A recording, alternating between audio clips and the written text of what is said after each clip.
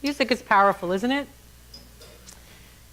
It invokes memories, it opens our hearts, it brings us healing. Sometimes it brings it a little bittersweet healing. But it's a place, music, where we can be moved, healed, and transformed. I wonder what that song brought up for some of you. Certainly those of you who are old enough to remember that song. I know there are some of us here. Joyce, is that the first time you ever heard that song? Yeah. She's young. Yeah. And so if that song did bring something up for you, I wonder, what that might be, what in your life needed healing or transformation, and what is that like for you to remember the people in your life that love you more and that you love. In my life has long been one of my favorite Beatles songs. I just remember my sisters. I wasn't quite old enough to buy the records when they were coming out, but my sisters, I have two older sisters, and they bought all the 45s and all the Beatles songs, so I was introduced at a young age to all of these songs. And I always get nostalgic when I hear that song because it really opens the doors to my past, right? People I no longer see, people I've loved and lost, friends I no longer see. So that song is from an album called Rubber Soul, and it was published in 1965. So that song is over 40 years old, right? Easily, 50 years old now, right? And today I hear this song with new ears. I hear that song from a place of being on the spiritual path for a while. And it's only got the 2 verses, but there are powerful messages in there for us if we pay attention about how to live and how to share our lives with each other. Now, the first verse speaks about looking back through our memories. Yes, there are places I remember all my life, though some have changed, some forever, not for better. Some have gone, and some remain. All these places have their moments with lovers and friends I still can recall. Some are dead, and some are living, and in my life, I've loved them all. So I have a memory I'd like to share with you. My mom and dad, not my mom and I, my mom and dad were divorced when I was 13 years old. And that would have made her 38 years old at the time. And now she was left with 5 children. She had married my dad when she was 19. So she had never worked a full-time job. She got married and got busy having kids. So when she was 38 years old, she was faced with the prospect of raising 5 children by herself, essentially, and getting a full-time job for the first time in her life. And that was daunting, I imagine. And it's only in retrospect, after having experienced the end of a marriage myself, that I can understand what it must have been like for her in that time, that grieving process that she went through during that time of divorce. And during the first year after that divorce, I don't remember her laughing very much. But I have a memory of that time that I do treasure.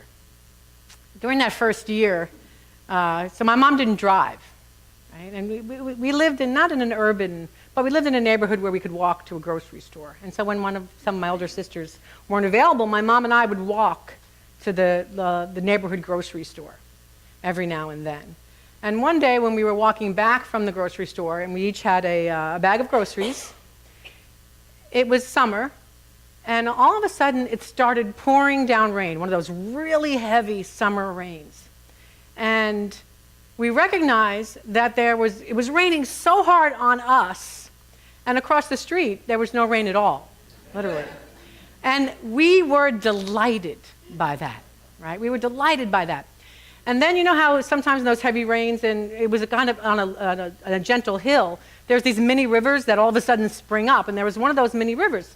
And I was wearing flip-flops, and for the fun of it, I jumped into the little mini river on the side of the street there. And one of my flip-flops came off and started just going down the river. And for some reason, this struck my mom so funny that she had to put down the baskets in the pouring rain. We didn't care that we were drenched. And she just lost it. Hysterical laughter as I took off in the river to retrieve my flip-flop. And I think that at that time, that laughter, that experience, was the beginning of my mom's healing process. And in retrospect, I think it was the beginning of mine too. And what I learned from that, and looking back, obviously, this was a long time ago. And what I learned from that is how important laughter is. How important it is, even in the midst of challenges in our lives, in the midst of what looks like chaos everywhere we turn, to really look for places to laugh, to really activate our sense of humor, and to remember that we have everything that we need, right? We have everything that we need. The other thing that it reminds me of is that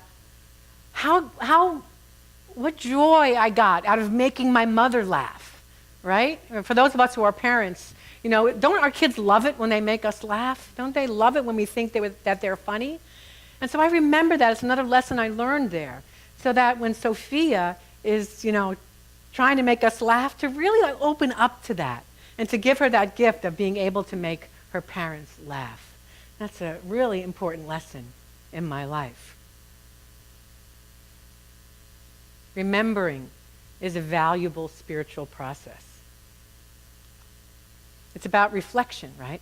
It's about to look back and learn from our life and from the things that we've done, things that we've been involved in, the experiences that we've had. Now, remembering is not about dwelling in the past. There's a difference in remembering to use for reflection and to move forward. It's not about dwelling there and, dredging up old, unhappy memories. It's about looking back with affection to understand and to appreciate and to learn and to grow. So some of the questions that come up around this for me, and I'd like to share them with you, is to think about this.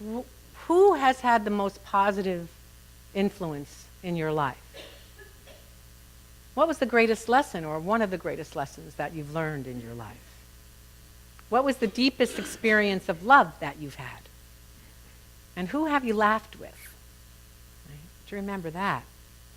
So I have another memory I'd like to share with you that also includes my mom.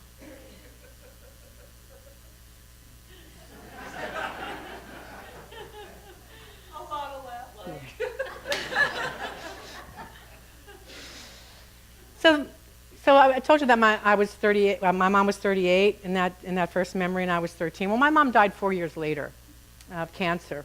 I was 17, and she was 42 years old. And another really difficult time in my life. But this memory fast forwards into 2002, when my husband Bodie and I were in the market to purchase our first house together. And we had looked at a lot of houses. I had been living in a house that I got in the divorce from my first husband. And so we were out there looking, and we had a price in our mind, as you do, and we had a list of things that we wanted in a house. And we had looked at so many houses together, and we weren't finding anything in our price range that we both loved. And so one day when I was working, Bodie had gone to see a house without me, because I couldn't get out of what I was doing. And he called me up, and he said, "You've got to come and see this house. This is our house. This is the house that I want to buy." And the first question I asked was, "How much?" And the number he told me was on the other side of the highest number that we thought we could afford. So I said, "Okay, I'm going to go and see the house," right? So I meet him at the house. I think it was that same day after I was finished with work. And I walked in the house, and I thought, uh-oh. Because as soon as I walked in, I had that feeling. That feeling you get, right? And believe me, I did not want to love this house. I did not want to love this house.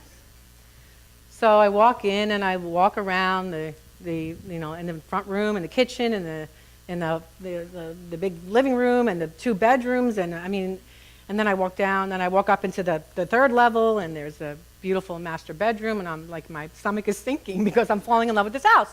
And I don't think we can afford it. And I don't want to afford it. And then I turn and I go down the stairs into the basement family room. And in front of me on their sofa is this intricately made, knitted. Now, if you're a knitter, if you've been a knitter, if your mom's been a knitter, if you've been a knitter, this intricately made Afghan lying on the back of the couch. It had probably 20 colors in it. It had animals on it. It was, you have to be a talented crafter, a talented knitter to make this. This is not for the faint of heart. And I see that and it stops me dead in my tracks. Because my mom had made the exact same Afghan, probably 15 or 20 years prior to that.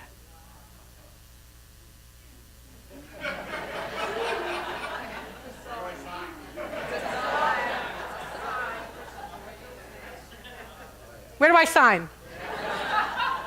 Because in that moment, that's the lesson that I learned. I got it, that there is guidance there. When we are open, when we are afraid even, that if we just stop for a moment and look around, we can recognize divine guidance, because that's what that was. That Afghan, that knitted, that beautiful Afghan, I almost asked for it because she didn't make it for me. My mom had made the Afghan for my sister. And I thought to myself, what else could this be except for my mom saying, this is the right decision, right? Buy this house. You'll be happy here. It'll be good for you to be in this house. And man, she was right. I'm going to just tell you the exact number. We made $90,000 on that house in 3 years. Right? And we had a baby there.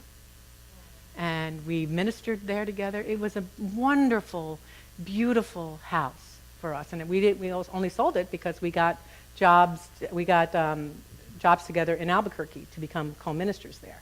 Otherwise, we might still be there. And so that lesson for me is to look, to be available, to, even if you've never had the experience of having divine guidance or having that mystical experience, to be open to it, because it is available to us when we allow ourselves to see it wherever we are. It strengthened that experience, strengthened my belief in a connection with people who have moved beyond the physical plane. And it continues, those memories continue to make me who I am today. I could go on with memories of my mom. Actually, I'm going to save a story for Wednesday, for the Thanksgiving Eve service. That involves how I learned about giving from my mom. But when we remember and we reflect, it's a powerful thing in our lives. It helps us to realize what lessons we have received and what we have come here to learn and who we have come here to be. And it helps us when we remember and reflect, it helps us to have faith in life when life doesn't seem to be going so well. Right? This was a lesson in Scripture all the time. In the Hebrew Bible, when the faith of the children of Israel faltered, God told them, remember how I brought you out of bondage. Remember, because it will help you to know that this too shall pass. When we remember how we have moved through other experiences in our lives, when we go back and say, you know what? I moved through that. And it seemed horrible and terrible at the time, but I know that this too shall pass because I remember. At the Last Supper, Jesus told the disciples as they ate to do this in remembrance of me. Remember this moment. You'll need to remember this moment when I'm gone because you're going to need that strength of my presence, right? So you can focus on the task ahead. So when we feel sad, when we have challenges in our lives, if we remember those times when we overcame something in our lives, we get stronger, we get more faith, we activate our faith. Okay? The second verse of our song is, but of all these friends and lovers, there is no one compares with you. Though I know I'll never lose affection for people and things that went before, I know I'll often stop and think about them. In my life, I love you more. Now, I know when John Lennon wrote this song, I don't think he was writing about anything other than a romantic or a love relationship. And that's wonderful. But for me, and maybe for you after today, it'll hold a deeper meaning, right? What is it in our lives that we could love more? Right? What is it that we could love more? For me, it's my connection with Spirit. It's my connection with Source. It's my connection with divine love. You can call it God. You can call it whatever you like.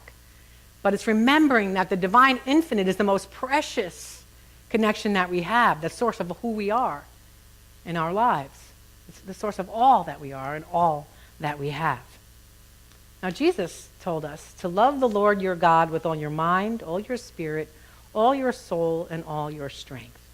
Now, what does that mean for us who don't have a belief that God is a person out there? What does it mean to love God with all of your heart and all of your soul and all of your mind? Well, we touched on it a little bit in our core value today. I thought I had a core value up there. Oh, there it is. Maybe not. Yes, there it is. We live from our oneness in God and turn to Spirit for guidance. That's, to me, what it means to love God with all my heart and all my soul and all my strength, is that anything that happens in my life, this is where I go. I live from my oneness in God. You know, maybe I don't do it right away. Maybe be after I get triggered and after I deal with whatever is happening there. I remember what I'm made of, right?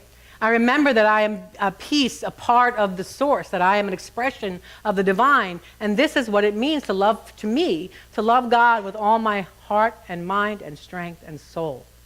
Living from that oneness, living from love, living from peace, living from harmony.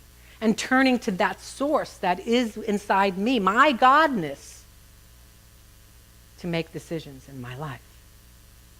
We live from our oneness in God and turn to Spirit for guidance. And when we do that, when we connect with our source, our life reflects that. Right? Our life reflects the peace and love and compassion. So we can look to the past with equanimity. So that we can appreciate, accept, and love our lives, no matter what has gone on in the past, no matter what we have experienced. And then we can truly live in the present rather than dragging unhappy memories with us. Because if we only live in the past and if we only live in the future, we'll miss what's happening right here and right now. Eckhart Tolle says this: most people have a lot of trouble living in the moment. When we're stuck in traffic, we have difficulty staying in the moment and we get agitated. We have an underlying erroneous belief that there is something more important that we should be doing. Right? He says the most important thing in anybody's life is to what's going on now, to be here now.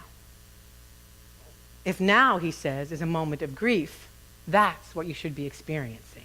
If now is a moment of creativity, of peace, of joy, then that's what you should be experiencing. He finishes up, he says, the more in the now we are, the more access we have to God. Think about that for a minute. The more we are in the now, the more access we have to God. And the more we are in the now, the more access God has to us. Right? That's a powerful place to be. Have you heard of a guy named Randy Pausch? There's Randy right there. That's his wife, Jay. In 2007, he was diagnosed. He had about 10 tumors in his liver. He was told he was going to have about 4 to 5 months to live. And about a month in, after that diagnosis, he was some background, he was a computer engineer, a beloved computer science professor at Carnegie Mellon in Pittsburgh. And so the tumors weren't in his liver, they were in his pancreas. So he was invited to give something that they call at Carnegie Mellon the annual last lecture. Did anybody remember? Yeah.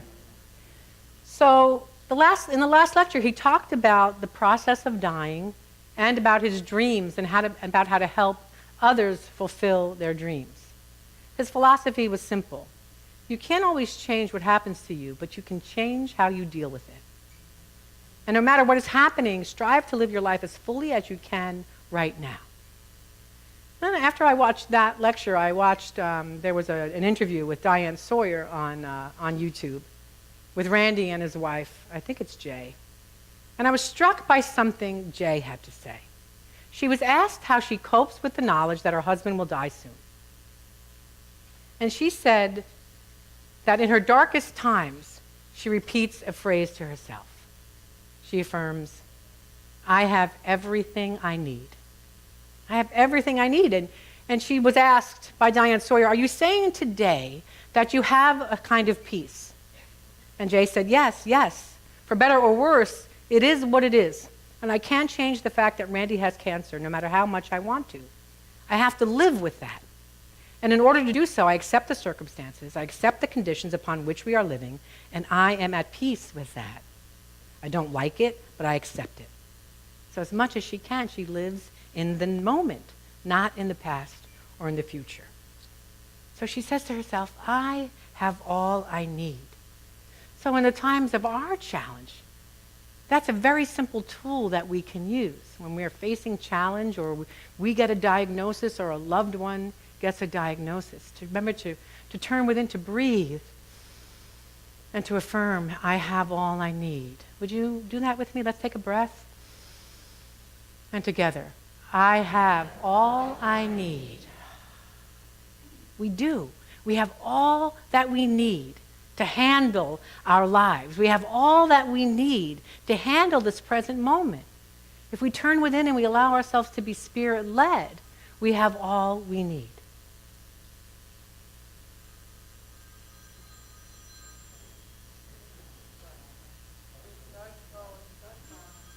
Gotta pick up.